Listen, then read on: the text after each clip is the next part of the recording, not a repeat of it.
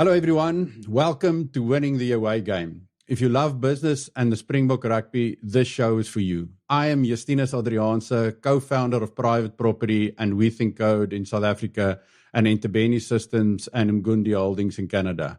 I love three things in life: Nando's, the Bulls, and Springboks. My co-host Flip van der Merwe is also a Blue Bulls legend, Springbok number 818 with 38 caps at lock. He took the leap to go to France in the second and into a second career in data, consulting and strategy consulting. These days, he's managing partner of Level 6 Consulting, helping post-growth service companies get ahead and out of the scrum and find the gap. Flip, how are you today? Justinus, great to be here. So let's get our guests going. Flip, who did you bring for us today? Yeah, Justinus, my guest needs no introduction to Boks supporters and South Africa in general. He is a giant in the second row, a 1995 World Cup winner, and a man who knows what it means to shoulder a nation's hopes and shoulder the weight of life after rugby. Since hanging up the boots, he's built, backed and fronted businesses. He's mentored, broadcast and kept the flame of South Africans gees wherever he goes. He's a local hero. He's globally respected. His hands are equally nimble on a piano as it is on a Welshman's chin. Cobus Wiese. Wow, awesome. My guest away game spans continents and industries. He started far away from wine with a bit of medicine, modeling, and then seizing South Africa's re-entry into the world in the 90s, bringing South African wines to America. He co-founded Cape Classics in New York in the early 1990s and helped put names like Kanonkop and Rustenburg on US shelves, and later turned his energy to early childhood education to the Indaba Foundation. He's equal part entrepreneur, storytelling, and bridge builder between South Africa and the world. Welcome, Andre Scherer. Thank you, Justinus. Welcome. So let's kick off with the first question. We would love to hear your favorite Springbok story. Andre, we'll hear yours first and give Cobus a chance to go through his library. So, Andre, please tell us your favorite Springbok story. My story is that the Springboks have absolutely kept me connected to home. We've watched as many of the World Cups as we can. And I think it's just added to the power of the brand of who we are, where, frankly, government and other organizations have failed to build the brand. The Springboks have actually built our brand almost better than any other entity in the country. So that's my Springbok story, is just how proudly South Africa it's made us feel over the decades. Wow, awesome. It's actually amazing. A lot of South Africans abroad that I speak to almost become bigger Springbok supporters once they leave the country than they ever were in South Africa. So, Cobus, all yours. Yeah, I think there's so many, and as Flip will tell you, that it's personal and that you witnessed and been involved in, not involved in. But I think a fitting one today would be about Flip's dad, which I was very happy to play with as a student. He was one of my lecturers at Potchefstroom at Varsity, and we also played together for the college and played for Western Transvaal. And that stage, he was a Springbok already, and I was just a snot-nosed kid who wants to become one. And this story was told to me by the legendary Jan Boland Coetzee, one of the hard men of South African rugby, and an absolute gentleman who passed away sadly a week or two ago. And so Flip's dad told us this one day. He says he made his debut, believe it or not, as an 18-year-old snot-nosed for Marties and Western Province, which was remarkable to make your debut as an 18-year-old in a team absolutely laid with stars. Morne du Plessis, Boland Coetzee, Robbie Blair, Achie Koch, Chris Pope, all these legends. It was virtually a Springbok side, the Western Province side, and in came this Northern Cape 18-year-old tight head prop forward, Flippy van der Merwe. And he said he was so nervous, although, I mean, Flip was a big man. He's still a big man. I mean, 6'4", 135 kilos, that's huge, even for a tight head. Which was nice for a lock to scrum behind, because I didn't do all the work as the locks normally do. So the tight head actually did his own work. So he says the first game he was nervous, and they hit in the scrum, and Boland Coetzee was on the side. And as they hit the scrum, they went forward. He thought, geez, the power's coming through. It's wonderful. I mean, he's settled. His debut is going to be a dream debut. The second scrum, even better. The third scrum, even more power. And as they ran towards the line-out after the fourth scrum, he heard this voice beside him, and he said to him, "Luister, Laitie, I've done my bit now. You got a scrum now on your own. That was Boland Coetzee. And I said to him, what did you say? He says, yeah, no problem. Awesome.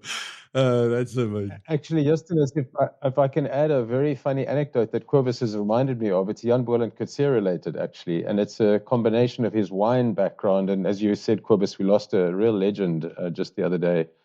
And I'll never forget, in the early 90s, it's just started the business, tough as nails. We managed to get, I'm sure you guys have heard of the Wine Spectator. It's a very famous US publication. And we had the very first US journalist from the Wine Spectator was visiting South Africa. So one of the people we decided to take him to visit was Jan Boland Coetzee. And James Suckling, a seasoned New Yorker, had arrived with a little suitcase of velvet with his glasses in it. Yeah, you know what's coming. And we arrived at Jan's place, and he disappeared, and he brought out some unlabeled wine bottles. They were nonetheless spectacular. But as we're sitting tasting, he watched with curiosity as James took these glasses out of his little box, and he sat them down. And James started to say, when you make wine, he used those few words to start. And Jan Boland looked at him and said, listen here. He said, F all about making wine. I believe you write about wine, so why don't we stick to the writing part? My brother and I thought we had just lost the Wine Spectator for good. We were like, oh my God. Anyway, James sat there for a moment because he was hallowed territory. And he then obediently continued with his interview and the chatting and the tasting. And he got in the car and he said, geez, guys, you know what? That guy doesn't care who the hell I am. We said, no, Jan does not care who you are. So it was he was endeared by South Africa, and that meeting never left his mind. That journalist, I promise you, he spoke about it for many years. Yeah. Excellent. Cobus, you touched a little bit on the Onderwys College there in Potchefstroom, and I wanted to bring it up later that our paths actually crossed. I couldn't remember it, but I knew you were in Potchefstroom at about the same time. I was born in Potch, and there's many of a rugby legend went through the hands of Potchefstroom and Western Transvaal and the Pikke, as it was called. Growing up in Paarl and then moving on to Western Transvaal. When was the first time you realized that you could actually make it as a rugby player? Maybe not a professional at first, but make it big, yeah. Geez, that's a good question. I suppose, like all of us, we grow up, we get our brains and our genes, and we all grow up wanting to play for South Africa. I remember I was at a function last night, and I was prompted a similar question. I said, I grew up in Namibia, in the Namib Desert, and when the Boks were touring your dad, 81, where they were touring down in New Zealand, my dad woke us up at 3 a.m. to lie on the carpet listening to the radio. We didn't have a TV. I mean, we got a TV any years later. So you listen to the legendary Gerard Vivier doing commentary with the Springboks, the mighty Boks touring New Zealand, playing against the men from the land of the long white cloud, and this incredible rivalry. It is a rivalry between us and England. It's a rivalry between us and France and Australia, but it's very different, us and New Zealand. It always will be, and there's no disrespect against any of the other countries, because they are like us. We hate losing. We want to do the best we can. We believe we are the best. And that's why some of my best mates, Flip, I'm sure you'll say the same, is the guys that you played against. But there's massive rivalry, but massive respect. And to this day, I'm good mates with Zinni and with Fitzy and Andrew Mertens and Robin Brook and these guys, which we fought hard battles, but have massive, massive respect for each other. But when you start playing, I actually, they always say any respectable member of the Tide Five is actually just a fly in a forward's body. We all think we've got major skills, the Tide forwards.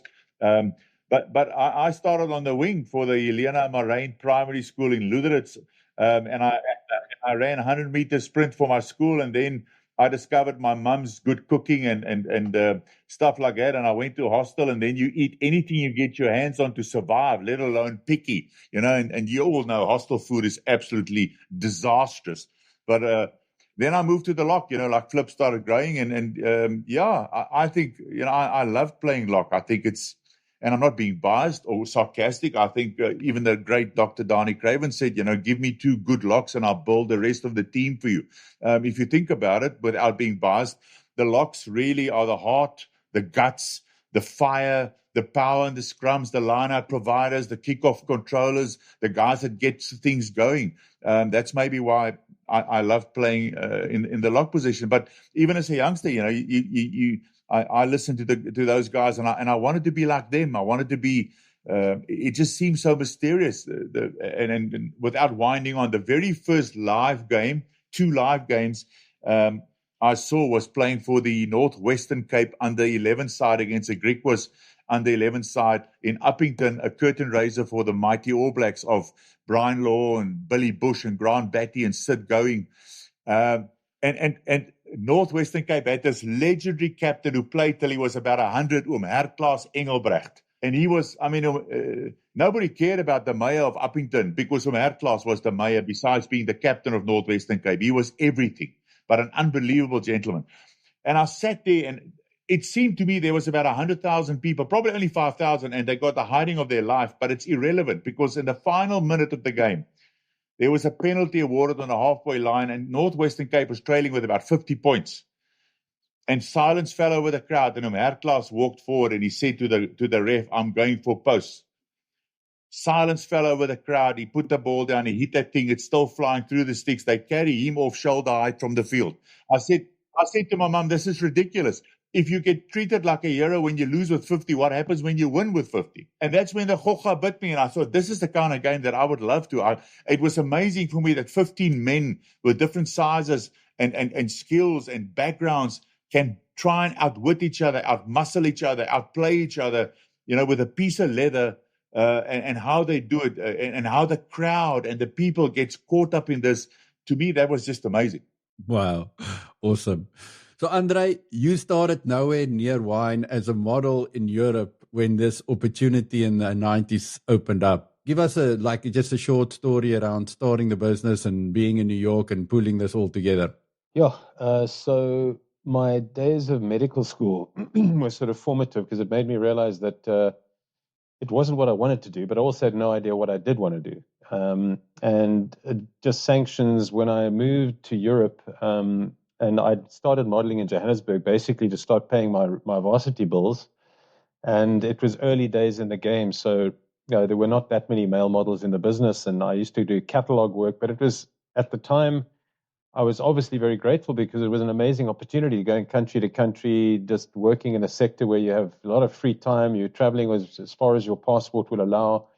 But it was during that time as well that I politically started to question and answer a whole lot of things about South Africa. And so when I started engaging politically, there was an organization called the South Africa Foundation back in the day, and they had quite a few organizational structures across Europe. And it was in that time that I started meeting business people while I was modeling. And it was a fateful day with a guy who joined me and said, "Look, I've got some a German businessmen are interested in the wine industry, and as sanctions in Europe are being lifted, would you consider?" Now, I was a teetotaling vegetarian, so how's that for a wine merchant start? I mean, it couldn't get as far away if you tried it.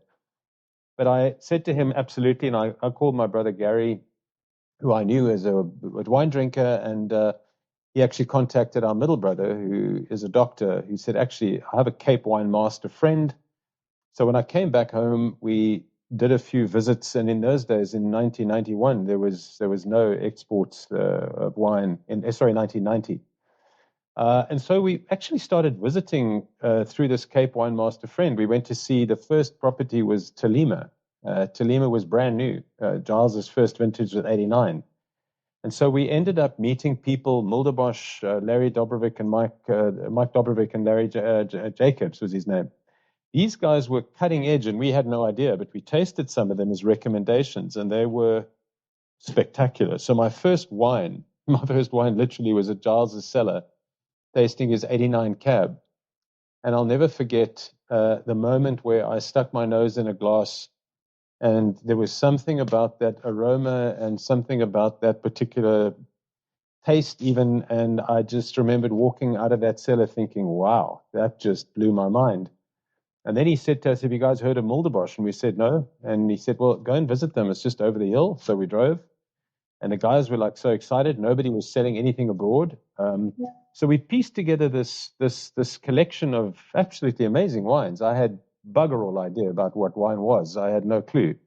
But I went back to Germany now as this wine merchant, and the gentleman in question said, no, these guys have decided to not do wine yet. So it's like, my hand's now full of wine. I'm like, oh, well, now what? So I just, as a SMOS will do, I decided to find some local agents and started traveling through the embassy in Bonn. I started making contacts with various people, and we established a relationship with a German importer who was actually fascinated by the whole topic.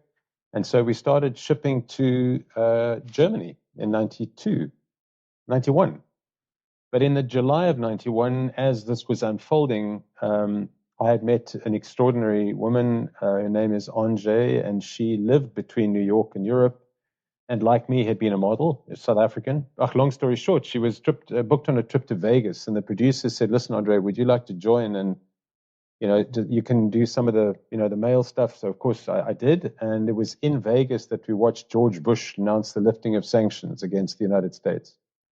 So this idiot who has got no idea commercially says, "You know what? We must host a tasting in America." Now I don't know where to start, so the first thing I do is I phone. From the hotel in Vegas, I phoned the New York Consulate General, who've been living behind bulletproof glass and sanctions and are sort of have no commercial connectivity to the world. And some Yahoo out of the blue phones to say that he wants to host a wine tasting. So they were like, oh my word, like, yes, whatever you need, like whatever you want. So anyway, pieced this wine tasting together. They helped us fly wines to New York. And we hosted a tasting. I would say it was the Motley Crew, but I'd never hosted a wine tasting. My brother Gary definitely was a lot more erudite than I was. But my wife was one of the most beautiful women in New York and was dressed accordingly. So she was the star of the show where she hosted the evening with us. And so we actually tasted a bunch of people who turned out to be quite influential. And one of them invited us the very next day to an event in Philadelphia, which was the Society of Wine Educators. And I met a couple of the New York Times journalists, and I met a whole bunch of people who were fascinated by the category. And that just kind of snowballed. And eventually we set up shop in the United States. I had never the intention, and I think that was my point about moving abroad. There was never a sense or plan. It was just as things unfolded and as they happened, I just went with the flow. And there was never a sense, oh, I'll do this for 1 year or 3 years or 5 years. And the next second was 5 years and then 10 years. And, we lost money for almost a decade. And I think my brother and the shareholders were like, what the hell are you doing? I was like, we're going to have to stick this one out, boys, because we're going to have to figure this out and stay the course if you want to make a dent. Wow. So Cobus, you had an incredible rugby career, and we all know about the glory of 95. Actually, not so sure when it actually officially ended. How did you come to the day to say, well, this is enough, I'm done? Hanging up my boots, going into the business world? Again, interesting question, which I also have asked other guys in our game or other sports gave up. I actually didn't know. And I'll explain to you why. I was doing a function down in P with Dave Richardson, the Protea wicketkeeper, and Dave just retired, but he was playing the best cricket of his career. So I said, Davey, how did you know? He said, I didn't know. I said, what do you mean? He says, well, I was in the nets. I was hitting a ball. It was as big as a watermelon in the sweet spot. I was feeling great mentally, physically.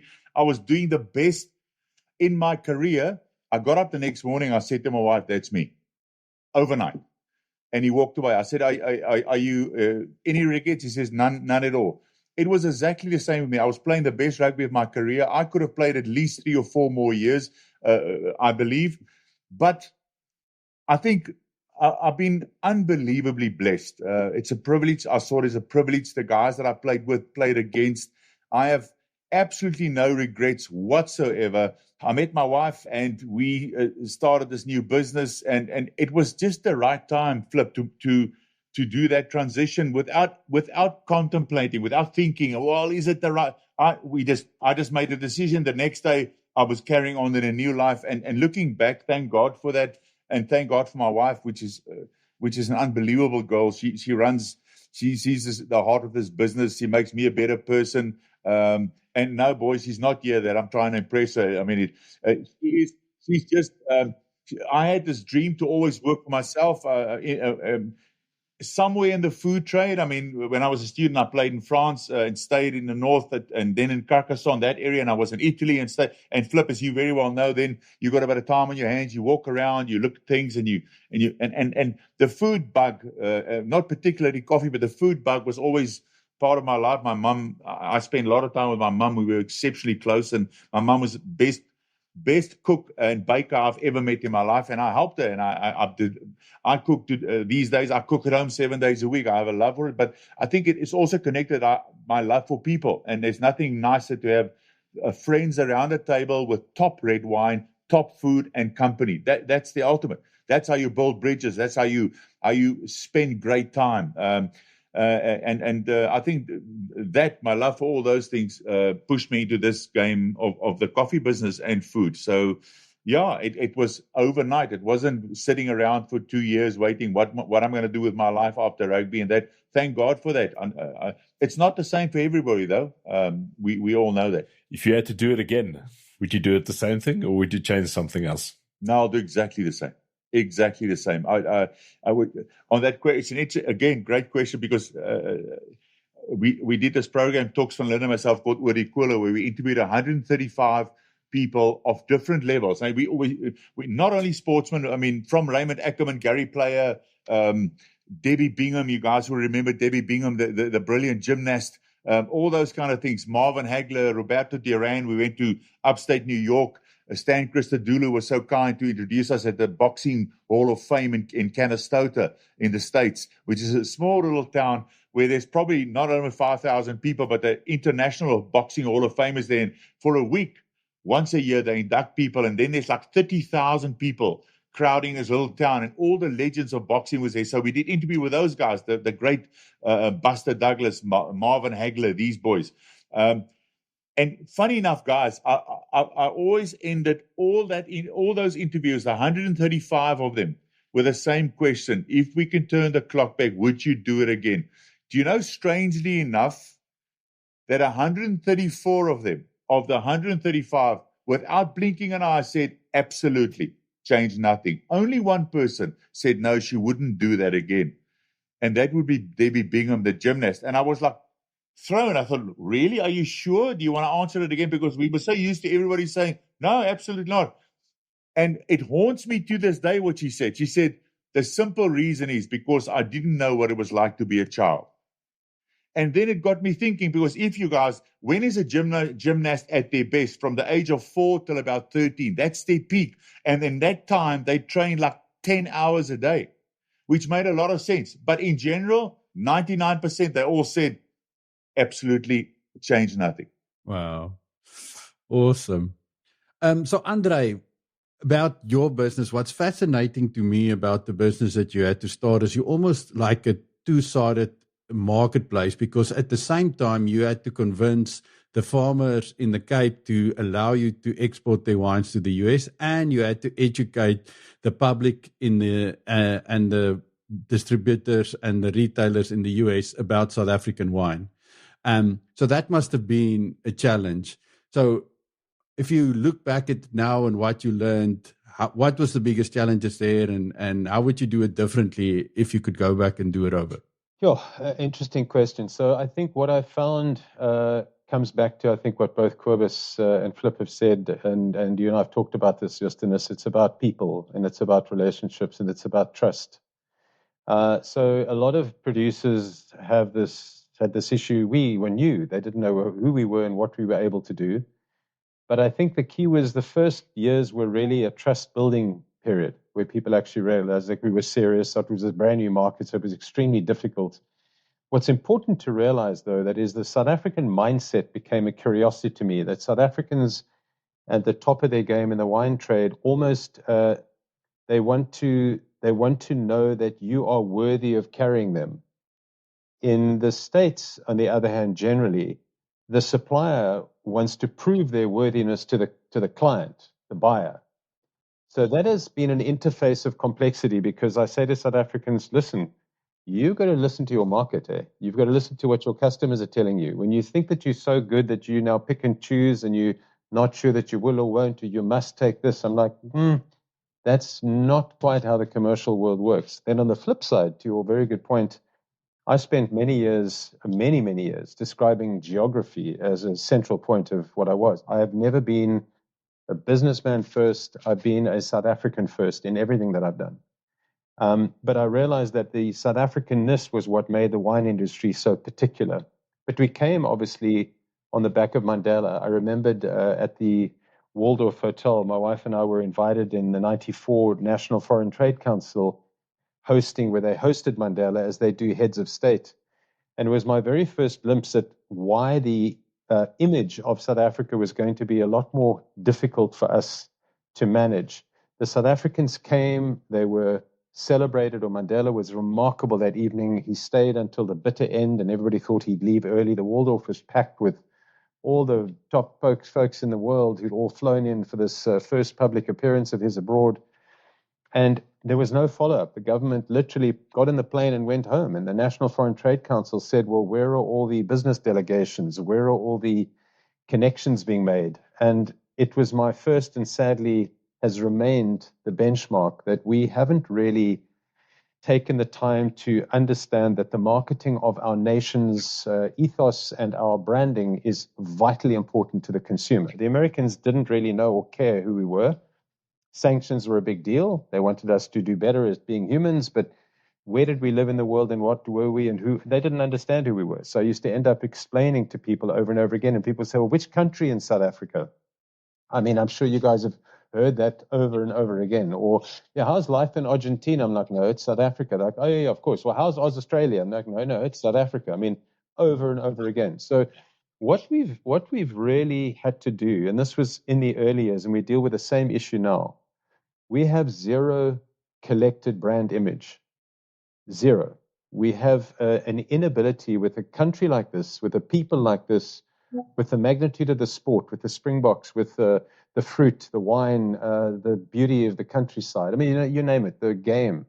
We are unable to tell the story, because originally we thought the world should know our story. We think people must understand who we are. And I'm like, no, get in line, my friend. So it was an interesting stepping stone for the guys back at home to realize that where they were in the States was nothing. Nobody knew who they were.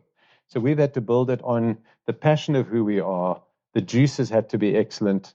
But the producers have been our best assets. I always say to people, we in the wine industry have lost our way. We made wine too complicated, and now we're losing ground to these spritzes and drinks and cannabis-infused drinks. The wine industry is about people.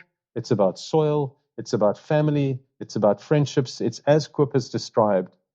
How many moments beat a table or a braai or a gathering where you open a bottle together? You don't generally open a vodka bottle and share it. You have a vodka.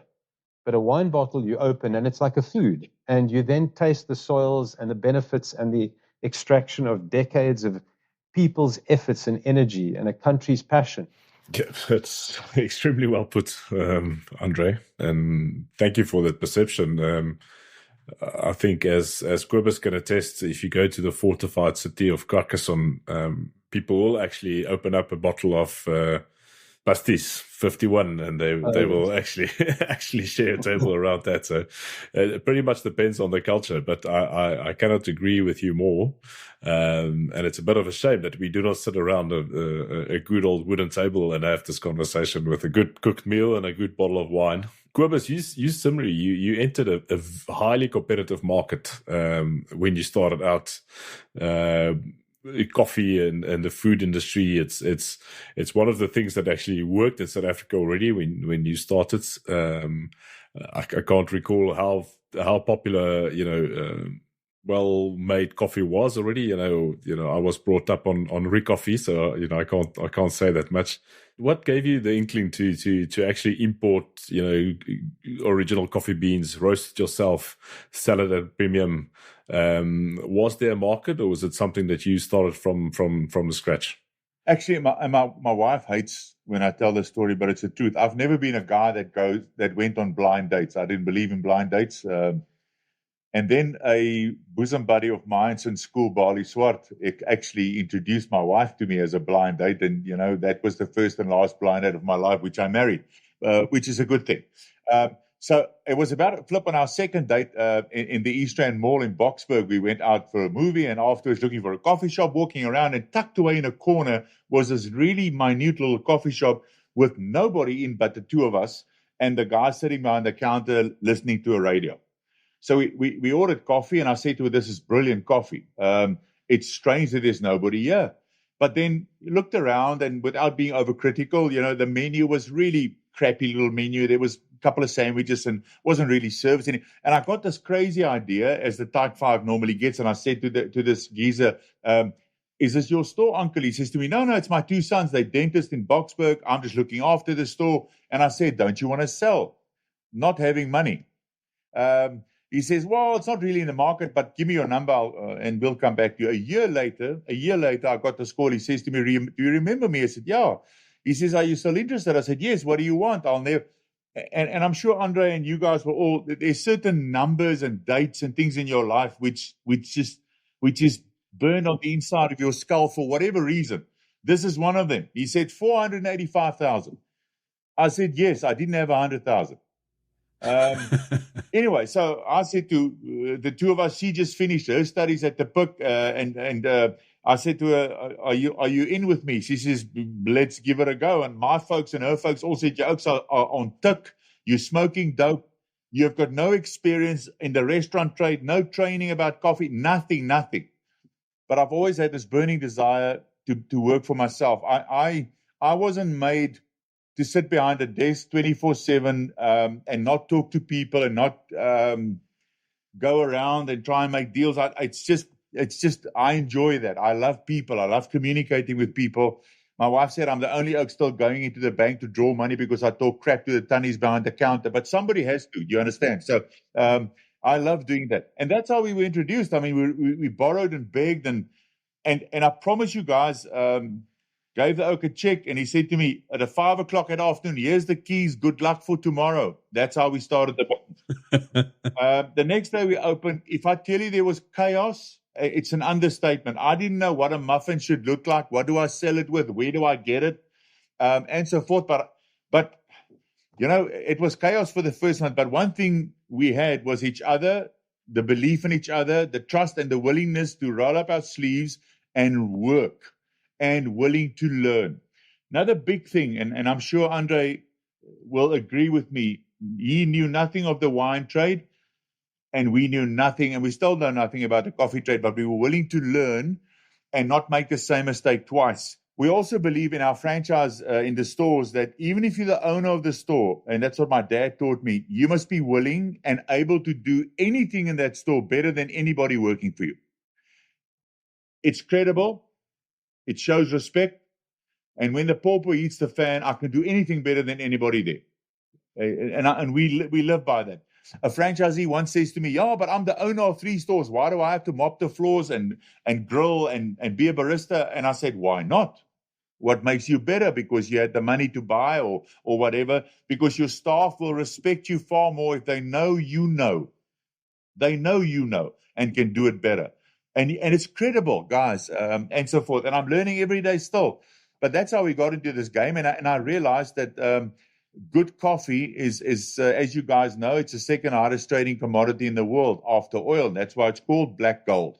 And it's growing by the days. And no disrespect, but the Chinese population in general, only about 7% of them drink coffee. The rest still tea. And hopefully they don't come over to coffee because we won't have enough coffee in the world to supply everybody. And it's growing with leaps and bounds and the forms of coffee and so forth. And like wine, and I'm a huge red wine lover. I'm a staunch red wine drinker, but the coffee as well. It is an incredible product. And the quality of the beans, I quickly realized that I was roasting my own beans in the store and people started buying. And I quickly realized people are willing to pay for a product. Like Jannie Engelbrecht, the legendary Jannie Engelbrecht of Rust and Vrede used to say with his gebrei, he used to say always on tour, guys, good red wine at any price is still a bargain. And I believe in that. You can taste quality of good red wine. You can taste quality of coffee if it's proper Arabica beans and roasted properly, and the process in the water softener of your espresso machine and your barista skills. Those are all things like the winemaker, like the soil, like the terroir, like the oak he uses or not, and the hand of God and nature. All those things make an unbelievable bottle of wine. So's coffee. As with wine, you can have the same coffee from Brazil, from the same region, that might taste slightly different every year because of the terroir and the soil and the weather conditions of these things. And I think that makes it extremely interesting and popular. And just to prove that point, cappuccino is the most popular hot drink in the world by far.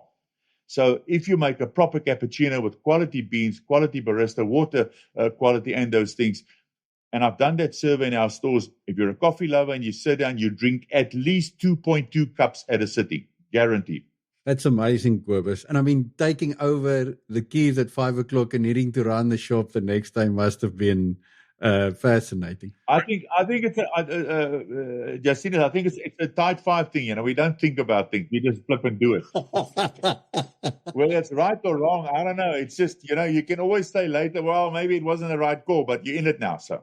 Yeah. You have to. You've burnt the ships. There's only one way to go, and that's forward. And that's forward. That's forward. So maybe, Cobus, can you share with us, what would you say was in your business journey was for you the lowest point? When was the time when you felt the deepest in the gutter, needing to fight your way out of it? Next morning, we opened that store. That check was cashed already, so it's over Skadova. There was no turning back.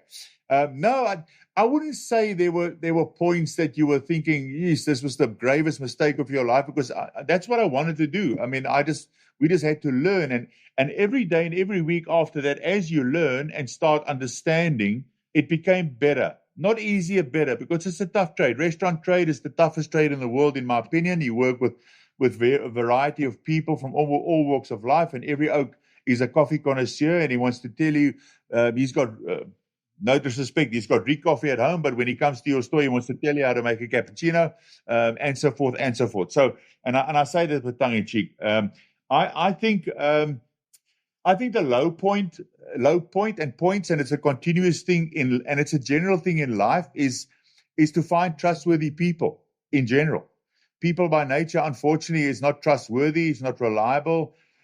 And when you're an entrepreneur, and I'm not thinking I'm an entrepreneur, it's a fancy word, and I don't deserve to be called that. I'm just somebody who wants to work for myself, and I think my wife's more the entrepreneur. But I think the fact it comes with lots of pressure, and Andre will definitely tell you guys this, and you guys as well, is that when the other oaks sleep at night, then you lie awake to think, how the hell am I going to pay all these bills? How the hell am I going to pay the rent at the end of the month? How am I going to get coffee in time?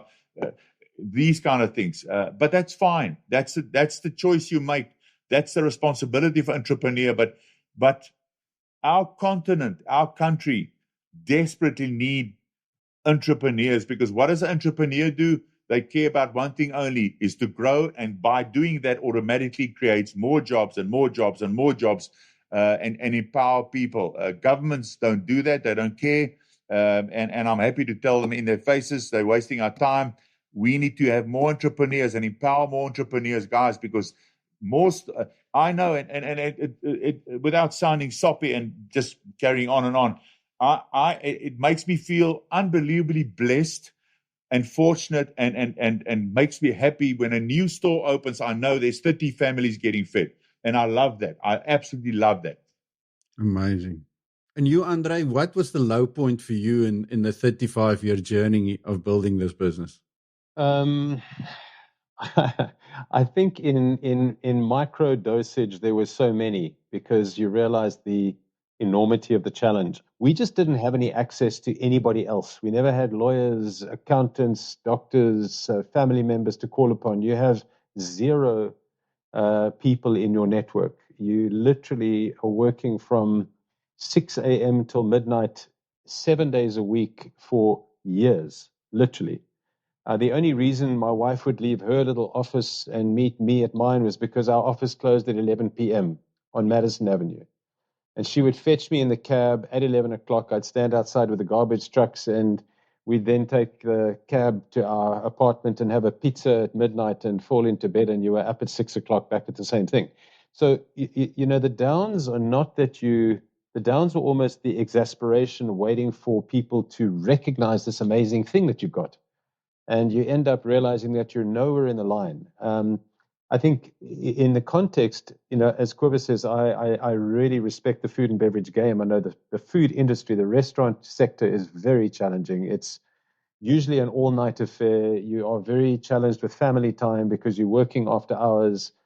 In our sector, it was simply trying to bring people's awareness to a product that we knew was world-class, but your frustration levels became depleted because you simply just couldn't get enough people interested to make the viability something until you reach that tipping point where finally you actually make ends meet on convincing people. And then the battle is almost always around finance.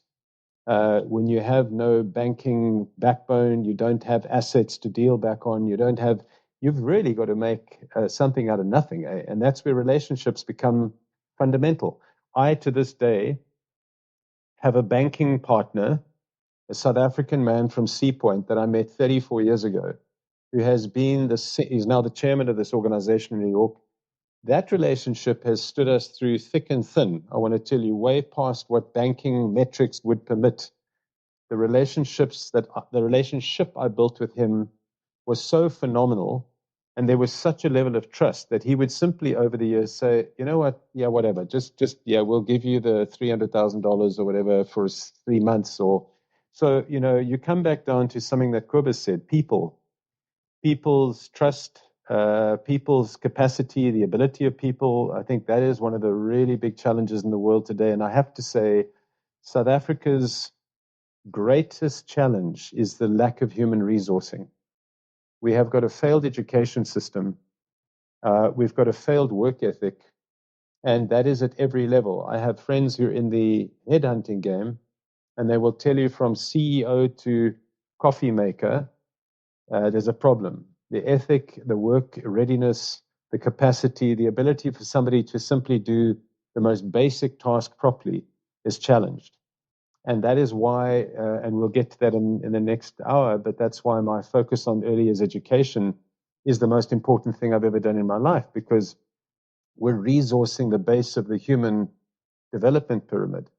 And unless we do that properly, I'll give you an example. We have staff at a garden, and we get upset because somebody can't clip the hose pipe together. You know what? Inevitably, that person never had puzzles growing up. They never had things that were allowing them to build fine motor skills. They just didn't have it. So, by the way, you can say, don't be such a bloody idiot. Well, guess what? They don't have that wiring neurologically. It just didn't happen at the same place or the same time. So we judge people on sometimes irrefutable actions in life that have prevented you from developmentally having that opportunity. And you can say it's stupidity. It's not. It's life circumstance. All of those things are preventable and avoidable. But I think, Justinus, the downs have been almost the loneliness where you, in the beginning, and you're offshore. My wife, without her, the business would never exist, because she was that backbone that we didn't have as a couple or as a small family, because you're on your own. And then you realize the importance of networks and relationships. And one thing I will tell you guys, I am so blessed to have had the experience of building a business in the United States. Now, building a business in New York City, again, if you want to choose the worst place in your life to go and set up shop when you have no idea what you're doing, choose New York City, for crying out loud. I mean, I could go to Kansas City and I could have made a success in a Dorpy. I went to flipping New York City thinking we're going to build a business. I mean, let me tell you, yes, but I learned everything I know about business from New Yorkers and Americans. And I haven't been diddled. We've never not been paid. I cannot even tell you the luxury of being able to run a business where the ethics was generally outstanding. The work ethic of the team that I've hired over the years has been amazing. And Americans work hard, eh? There's no shortage of willingness amongst the people to get out and do something. So I think that, again, just to answer your question in a very long-winded way, I think the early days it was just exhaustion from desperation, because you just want so badly to make something work. And so the dark days are thinking you might not succeed. But I'm the eternal optimist. So I used to wake up every day at 6 o'clock and say, listen, but this is going to work today. And you just make every day work, and you just make sure that you treat everybody right. Because if you treat everybody right on the day of the action, you never worry going forwards, because you will always have those people standing behind you. So the thing that has kept us alive in this tariff-ridden world has been suppliers who've given us unbelievable credit, also partly desperately in South Africa, and partners in the States that have also given us support, because people that you've known for 35 years would like to see you continue. So you find out of the woodwork friendships and partnerships that you can't count in blessing terms, that are there to help you when it's not a good time. And that's about the ethics of relationships completely. Cobus, I wanted to say one quick thing about coffee. I'm an espresso nut. I don't drink anything that's not outstanding in coffee terms. But I wanted to say that the lovely parallel between coffee and wine is coffee's got even more flavor components on the flavor wheel than wine does. And they two are so parallel. I only drink espresso, so I can taste through wherever there's either a bad washing station, or somebody's roasted badly, or the machine's not clean, or the barista didn't know what they were doing. So I love the analogy and the parallels between the wine and the coffee trade. And I think that you hit the nail on the head. They both are very close bedfellows. And they're not in competition. They're actually complementary to each other. If you take the whole process of a meal, and sorry for barging in, but just what Andre said about the finance problems, it's so true. The first franchisee that approached us to franchise, which I thought you were speaking Greek, and I said to her, what is franchising? She says, no, I would like the same as this. I said, well, how do we do that? No, whatever you do, I want a store like this. And then she went to the bank, and she had about half the money. And she said she's struggling. The bank turns down the loan 3, 4, 5 times. And eventually, typical Ford, I said, give me the bloody bank manager's number. And I phoned the Oak Direct. I said, what is the problem? And I will never forget his words. And my dad actually said the same. So how many cups of coffee do you have to sell to pay back this loan? So I said to him, it's not coffee. It's food, and it's all this. And I was irritated with him that somebody could be that stupid not seeing what I'm seeing. And I wasn't sure what I was seeing anyway. So yes, you're absolutely right. And isn't it funny in life? But that's a cynical part of the human being, I think, is that people will give you 1,000 reasons like that why things cannot work, but had to think about, okay, why will it work? No, I want to think about why it can work, which is a pity. Isn't it more about mindset and attitude? And that's what life's about, really, in business and sport and everything. That's what it taught me, is it's all about attitude. Attitude is everything. I always not tell the story, but I was told this. I said, if you have to employ somebody and we give you only 2, there's 2 criteria that you have to use. One is skills and one is attitude, but you have to pick between them. I, hands down, will pick attitude all the time. But then Dr. Ristron, the very famous doctor in South Africa, he said to me, Cobus, that's true. But if you go for open heart surgery, would you like a moer of a lekker out to operate you, but he's a useless doctor? Or would you like a real arsehole, but he's got all the skills? So he bowled me actually out. So I give him that one. No, that's quite right. I'm going to finish off with an interesting story too. But there's a restaurateur, Cobus, in New York. His name is Danny Meyer. He built Union Square Cafe and then the Union Square Restaurant Group, and he's written books on service. I've read about him. Yeah, amazing guy. And one of his restaurants, we used to do some really nice business with them. And one of his restaurants, because basically what we did is we sat with sommeliers who knew very little about the category. And I must tell you one funny anecdote about that too. But Danny one day said to me when I was tasting an espresso, and it was in the finest little espresso cup, and it was the most fantastic coffee. And I made some comment, and he said, but Andre, seriously, why would anybody in their right minds who's toiled and struggled to make a restaurant work send somebody home with anything less than magnificence at the end of the meal? So if I put all this effort into everybody and the training of my staff and the rump that I'm getting, and then I scrimp on the coffee, I've just jettisoned the whole thing. And I never forgot that. And then I realized that there's a simple, I've talked about this for 20 years, I've never done it, but I said I'd like to write a restaurant review that reviews two things in a restaurant. If you sit down to a mesclun salad, let's call it a mixed leaf salad, and the dressing is sublime, and the leaves are just extraordinarily crisp, and it's amazing. And then you end up having an espresso, which just blows your mind. What do you think? The rump is going to be lousy, or the lobster is going to be fraught, or no? If you get those two things right, I can guarantee you that everything else in between is going to be outstanding. And so coffee is a phenomenal definer of that experience of a day. Yeah, that's such valuable lessons you guys already given us.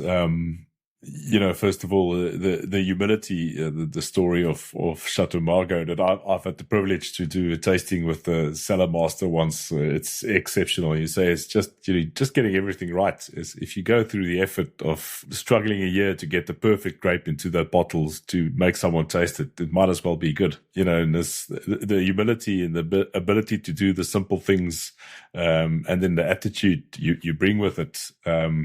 At Quibus, this is probably more directed of you, because you must have worked with fantastic coaches and fantastic players around you as well. What are the biggest lessons you pulled from your rugby days into your business and still do today? I think for starters, what you put into it is what you get out of it. Nothing more, nothing less. It's as simple as that. If you're not willing to sacrifice, if you're not willing to learn, it's amazing. And you can win the Super Series, you can win the Currie Cup, you can win the World Cup if you are lucky.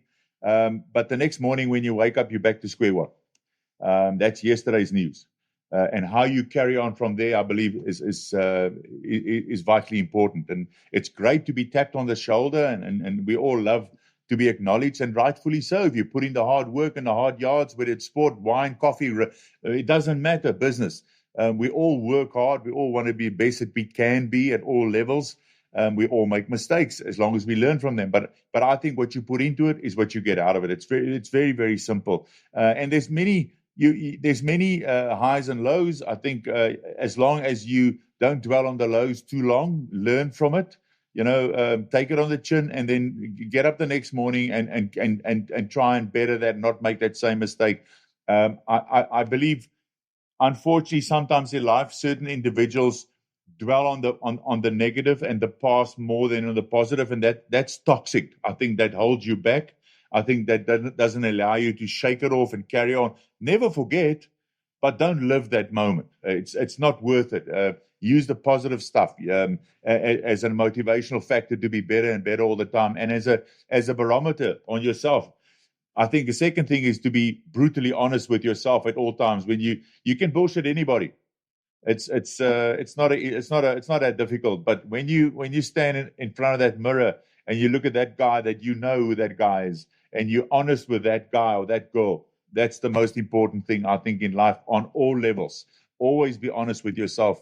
And I think the third one is I think one should acknowledge that that's why they call it team sports. You rely on the guys next to you, in front of you, at the back of you, the coaches. You mentioned the coaches. I regard your dad will acknowledge me in this. Professor Mani Spalmer was one of the most exceptional coaches I've ever played under. Unbelievable coach, bright, reads the game incredible. And then, of course, a guy like Kitch Christie goes without saying, unbelievable coach for different reasons. And a guy like Andre Markgraaf, which is so passionate about the game. And when he was the Bok coach, we were highly successful. Unbelievable. I thought that group of players just after the Kitch Christie era with Andre Markgraaf was in the same road. There's no doubt about it. I mean, we went to RG and to France and to Wales, and we came back unbeaten, and we had a brilliant side. So I would like to think those guys, I would give them all the credit for shaping the players, and myself inclusive, and the players that I played with and against. I think without players and teammates and opponents is very, very important. I mean, they make you a better player. That's why I do this day with all the accolades and all the trophies and all the pick the best team and who's the best wicketkeeper. I think that's all bullshit. I think it's unrealistic. To me, there's only one prize that a player should be given, and that's the Player's Player of the Year. It's the most honest. It's the most unattached. It's the most no reason for an opponent to give you, his opponent, an accolade. It's honest. It's to the bone. There's nothing attached to it. They don't get anything to say. And if you can acknowledge your opponent when he's playing well, that's honest. That's awesome, Cobus. And it's amazing. Like I've always said that for me, business is also a team sport. Because it's if you're not doing it with somebody else, you end up in this lonely position.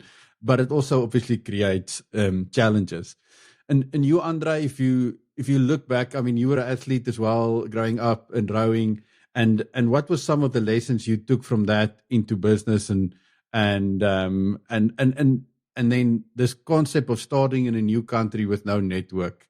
How did those things play in your mind? So the other day I went to my old school, to King Edward's, where I rowed for the South African junior squad in '79.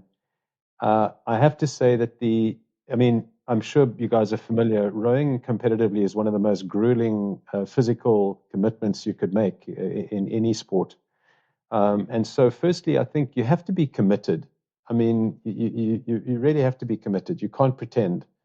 Secondly, you have to be consistent. You've got to show up when you might not want to show up. You've got to do that every day. And then you have to, in context, you've got to inspire. If in any way, shape, or form you're blessed with a leadership position, your job is to lead by example. And Cobus made that point early on. We've never shied away, my wife nor I, in our businesses, of doing anything and everything needed, from cleaning the toilets down to hosting somebody at a chairman's meeting. It makes no difference. We've been agnostic about what you do. It's the attitude that you adopt. And I think in the team spirit, I said to the young crew that I was sat down with about a month or two ago in Joburg, the first 8 at King Edward's, and I said, at the end of the day, it is truly about the connectedness between all of you, that you have to have each other's backs, and you have to work so closely together, because if you don't, you're never going to win a race. You have to truly believe in each other, and you have to actually step outside of the bounds of comfort to support each other authentically. And I feel the same and also leading in sport. I found the same thing. You've got to inspire. You can't instruct. You have to live it, and you have to live the authenticity of what you do. And you have to be somebody that others can follow authentically, not like I'm telling you what to do. I want to show you how I think it can be done. And that example, that physical example, I think is incredibly powerful. Something else Cobus said too that's fundamental is, if you live with the negativity of all your wounds and histories and scars over the time, you then bring the world down around you. You've got to use those historic moments as learning curves. They can frame your better decision-making going forwards, but you have to always live with the hope that what you are doing today is potentially going to make a difference. You've got to be able to use today's trajectory well. I say to people, the world is full of the word mindfulness. But if you can be truly mindful, like as in this conversation, that we are all currently present in this conversation, all of us. And being present is sort of that gift. The present is not a joke. You cannot think outside of the present in a business. You've got a plan, you've got to write your 5-year projections and 3-year projections, all of which are going to be bullshit, by the way, excuse my French. You should always halve your projections and double your costs as an entrepreneur, because you think it's going to be 5 times more sales and 3 times less money. So I think it's about that consistency. It's the grit and the fierce, but it's authentically leading from the heart. You have to help people believe in themselves. And you have to every day show up with the attitude that you can do. Otherwise, the world's a rough place. So you get eaten up quickly. But people respect that and people resonate with that. And my point is with endurance, which is clearly a rowing piece. Oh, and I said this to the young team. I said, I will hire somebody if they come to me with a professional rowing experience on their CV. And they were like, wow, really? So as I was leaving that afternoon, one of the guys ran up and said, Sir, can I ask you something? And I said, sure. He said, listen, if I come and ask you for a job, would you hire me? And I said, yes. So I won't be surprised if I get a call, but I would hire somebody like that. I'd hire somebody who's played professional rugby, because you've been through the mix. You've done the hard work. You're not afraid of doing that. And I think that's part of selecting a team, is trying to figure out who's going to be with you in that scrum, in that push, in that slog. and it's going to have your back. Those are the people that you want on your team. Just to add to that, I think I don't really much believe in CVs because I've never seen a shitty one these days. Everybody is just incredible, but they're without a job. So, I mean, it's just, sorry, again, tongue in cheek. But what you say, Andre, is so true. And I'm not knocking individual sports. I'm not knocking the tennis player or the golfer. A great respect for any God-given talent and hard work, and I honestly mean that. But you guys know that team sport, team environment is very different. It's a matter of sacrifice before you can take. You've got to give before you can receive. The team is always bigger. And I believe you are born a team player or you're not. And if you have to teach somebody to be part of a team and how to fit in, it's difficult if you're not a natural team player. And I do the same as you, Andre. I look at this and I always ask Oaks, did you do any sport? Have you done any sport? Are you doing any sport? Any sport. I don't care. What is that? Is it a team sport? And Oaks said, no, I was the Boentjie Spoeg champion at the Pits of Water or whatever. Not really fit into the team. But like you've just said now, the team, if somebody that fits into a team and is willing to work hard in the team environment to the benefit of the team, that's the person you want because they normally can function under pressure. That's very true. I've never rowed, Andre, but while I attended Cambridge, I tried to get into the team, and we had to go through trials, and doing in trials, you had to row a 2K under 6 minutes, and I didn't even get close. I was like 6:17 or something, and it was the worst thing. I backed myself. I've done some horrible rugby fitness, and but that was I couldn't believe how tough it was. But we had the opportunity to be taught by Mark Durant, who's an ethnograph professor at Cambridge, and he went to live with the Blues rowing team, which is the highest. It's like even higher than Olympics to make those teams almost. And he came up with a simple phrase to describe that, and it relates perfectly to what you guys just have been said. It's not about the best 8; it's the 8 best. You can't just even if you're in a business, you pick CVs and you think, okay, now I've got the 10 best CVs. This business must work. It's never going to work. It's going to last. You have to pick the right guys. You have to pick. When we see the teams, the best teams I've played in, it's not always the guys with the best CVs and the teams that win. Quibus in your days as well, that 95 team wasn't necessarily the best players that actually won it, but it was the best team. Yes, it was a great team. It's that old cliche when they say it's not about the size of the dog in the fight, but it's the size of the fight in the dog that brings the cups. Simple.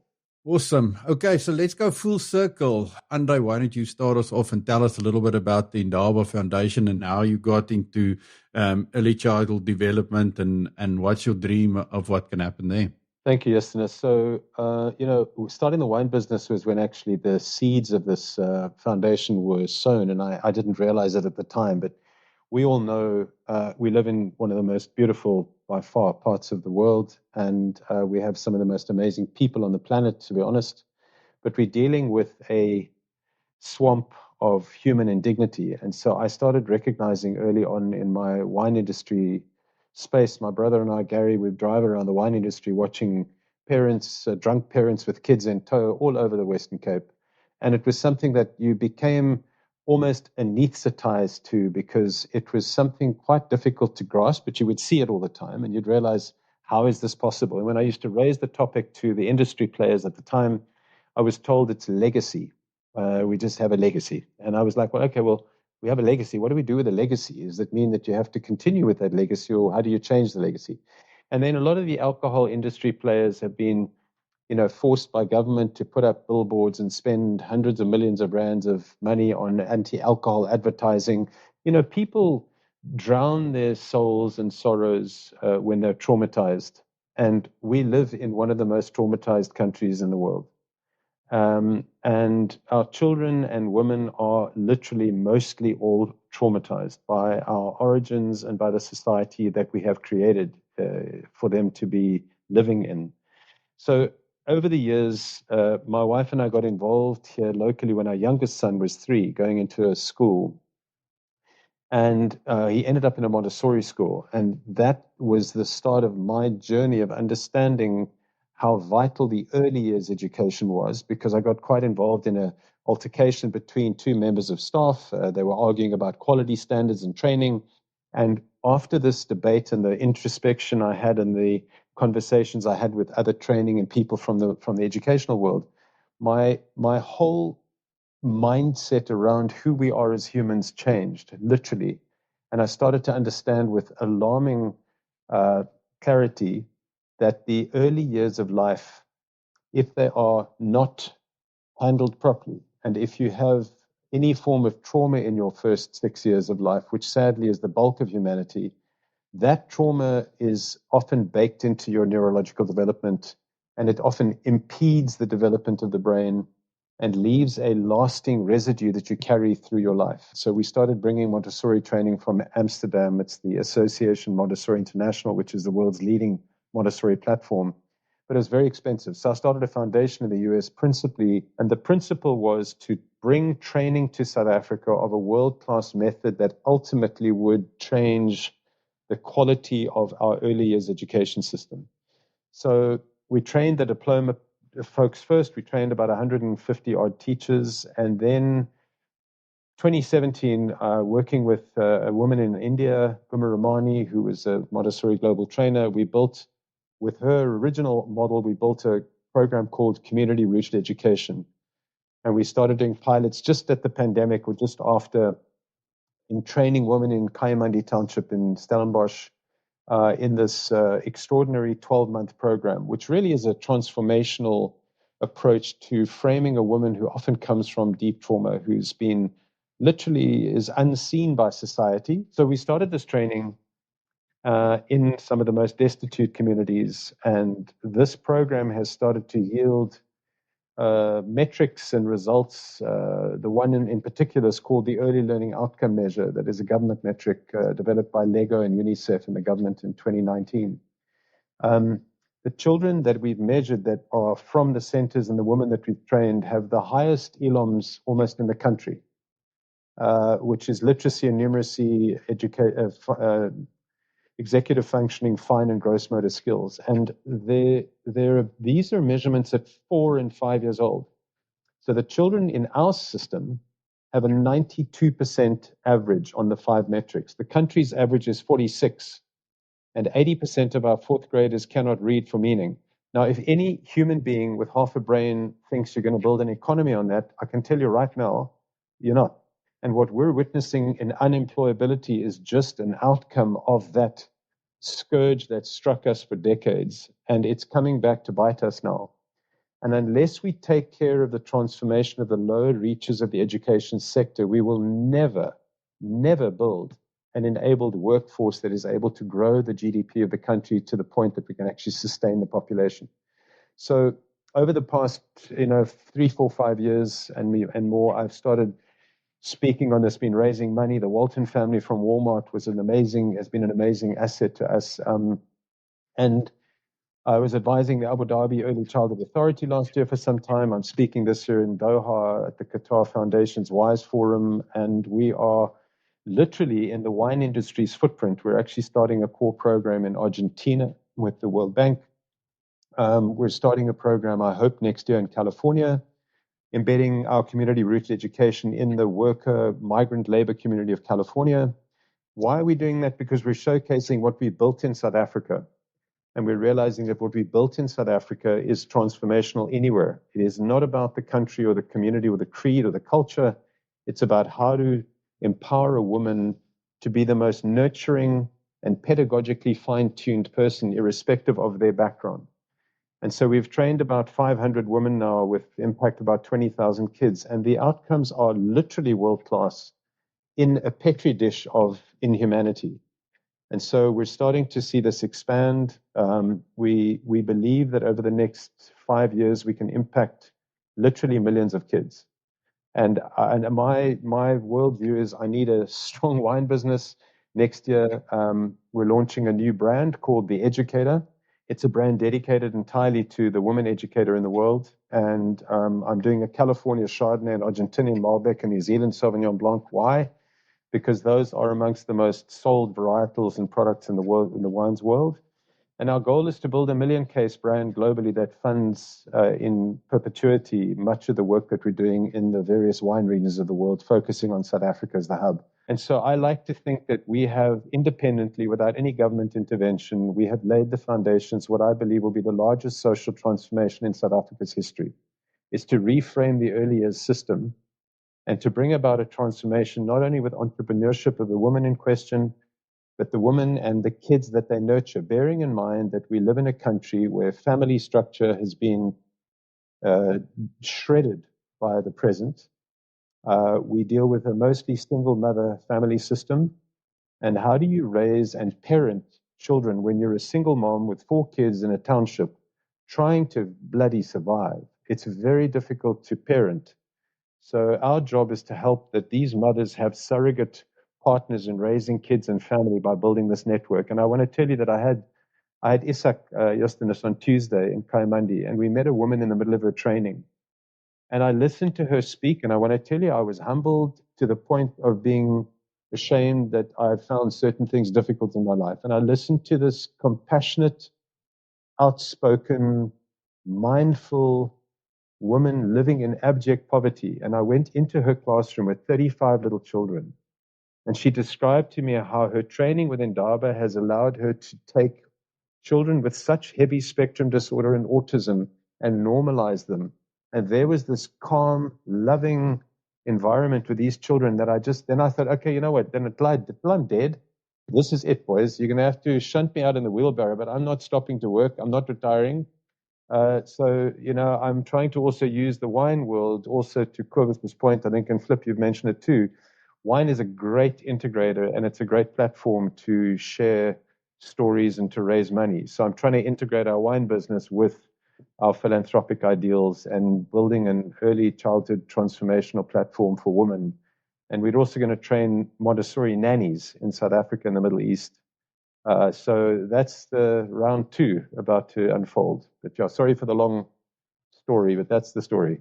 That's amazing, Andre, and thanks for sharing. I think it's good to know it's more than just philanthropic. It's actually you're understanding why before why you're doing it. And I think it's a lot of South Africans, and the South Africans we come across in our lives and our daily, they want to give back. They don't know where or how they need to get back, and it's good to understand the why, and that's why it's so important to do this, to do the work you're doing. Cobus. Yeah, I think it's what Andre said is crucially important. It's part of being a responsibility of, if you regard yourself as a decent human being, and you're blessed, like we all are, to give back in any form, and whatever ticks and floats your boat. I think it's our duty to make a difference, not just be oxygen users, but give something back. And we as a brand and personally, it's strange how life works. Not strange, it's amazing, actually. Our son was born 2 months prem, and he was in ICU, and it was touch and go, and it was, as you can imagine, it was a tough time. And a girl that now works for us kept on saying to me, I want to introduce you, and I want to take you to this school because I want you to get involved in this school. And the school is called the Foresttown School in Joburg, which is for cerebral palsy children. And I kept on ashamedly saying, no, I'll do it. Don't worry. And hoping she'll go away. And I say this with absolute disgust to myself. But anyway, and then LaRue was born, and it was this drama, and it was literally between life and death and so forth.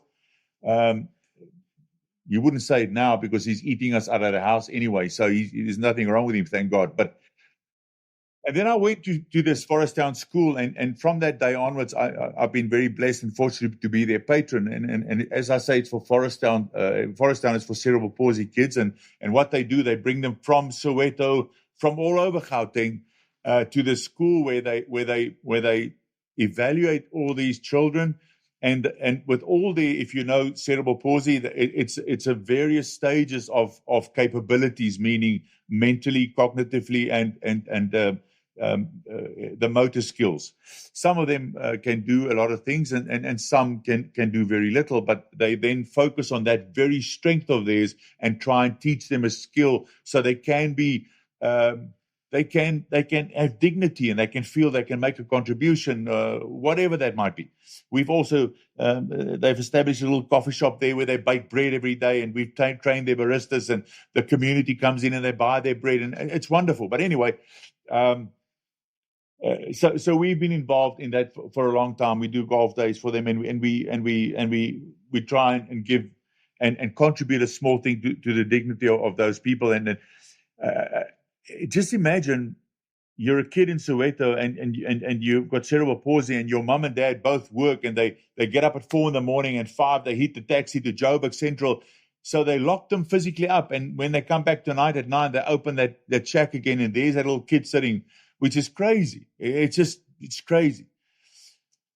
So we little things like we were able to use our rugby contacts to get somebody like Toyota to sponsor 4 minibuses, so they get now driven from Soweto to the school and back. They get a decent meal, they're in the environment, and their parents can work and try and help. So it's an institute that's really close to my heart, and I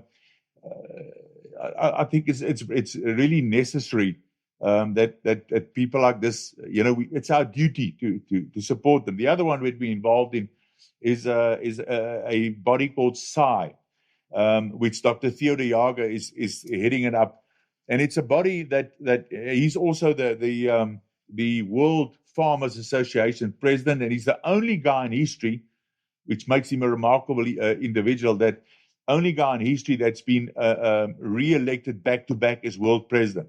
So he does a proper job. And what they do, SAI, is they're very family-orientated. So SAI is a body that supports the family farmer and the farm worker in South Africa.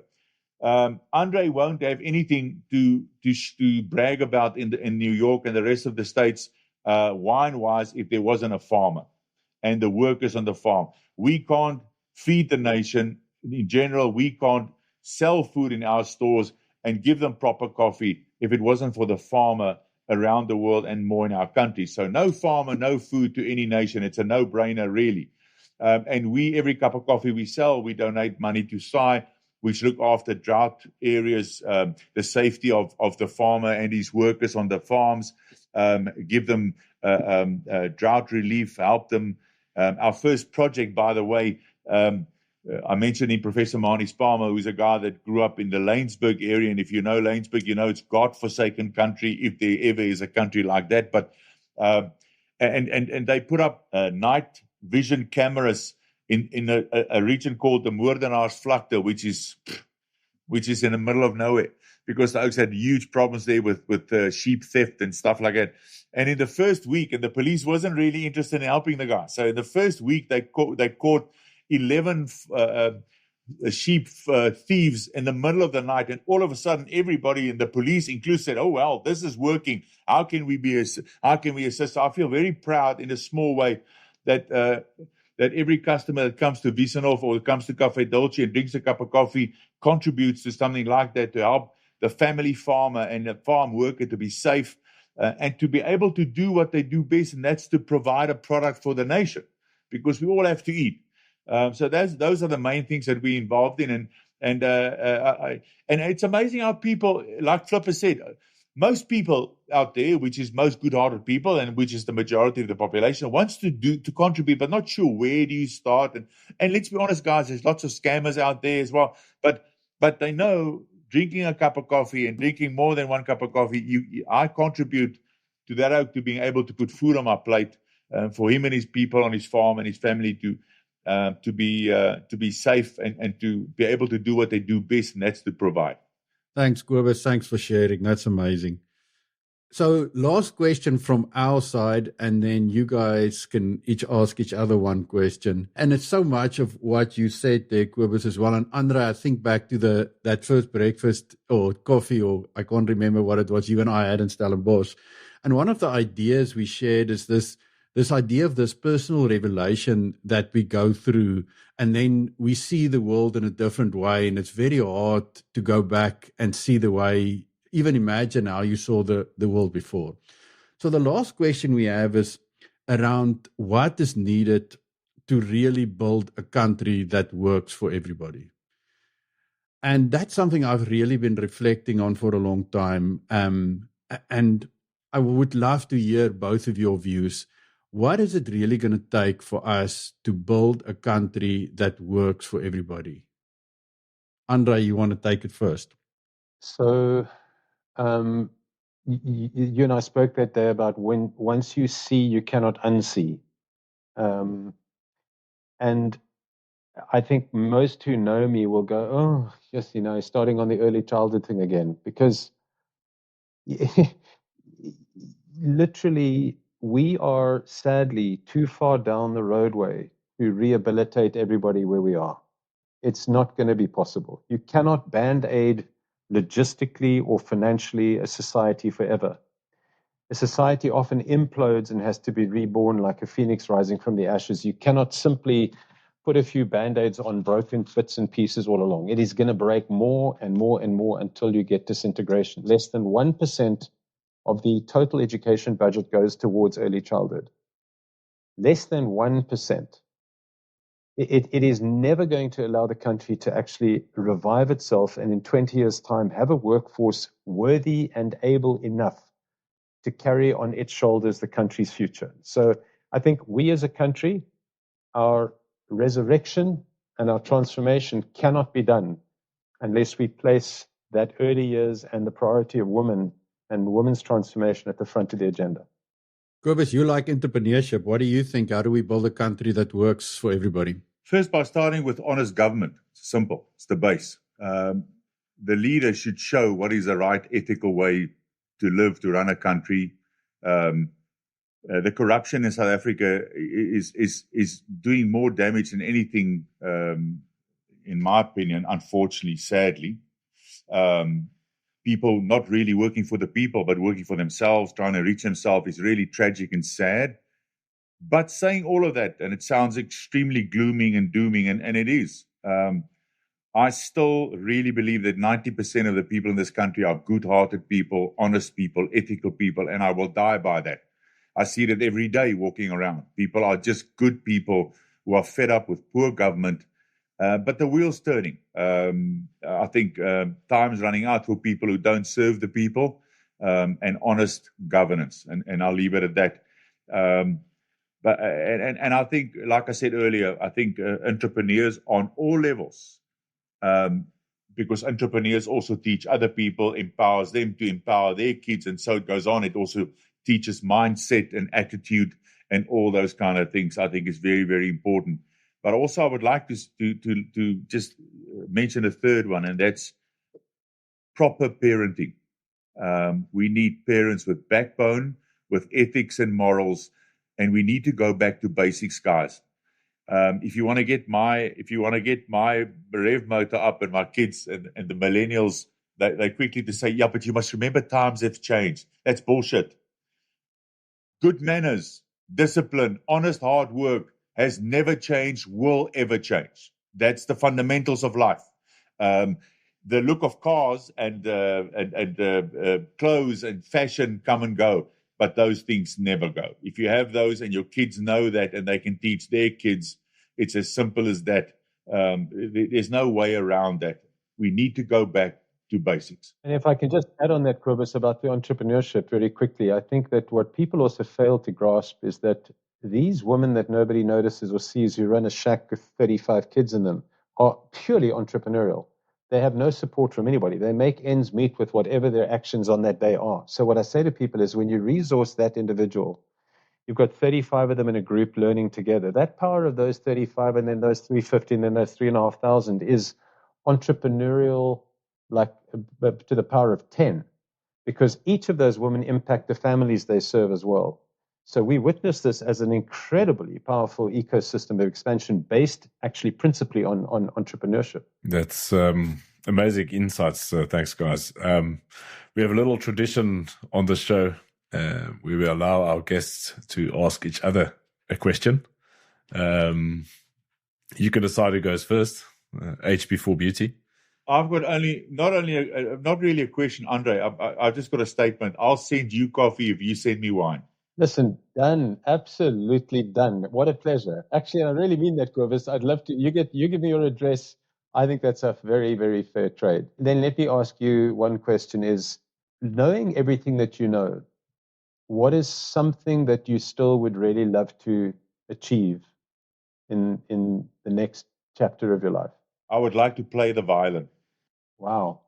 How amazing. Pretty ambitious. Wow. For the simple reason, I'm a huge classical fan. I had piano lessons at school. I sang in the choir.